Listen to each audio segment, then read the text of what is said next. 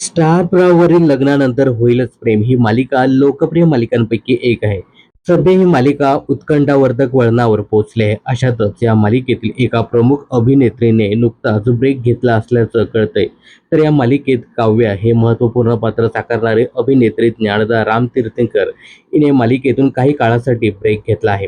कारण ज्ञानदाच्या घरी तिच्या लग्नाची लगीनघाई पाहायला मिळते. काही दिवसापूर्वीच अभिनेत्री ज्ञानदा रामतीर्थकर हिने हर्षद आत्माराम याच्याशी साखरपुडा केला होता. आता या दोघांचं केळवण विविध ठिकाणी मोठ्या प्रमाणात साजरे केले जाते. त्यामुळे ही जोडी लवकरच लग्नबंधनात अडकणार असल्याचं कळतंय.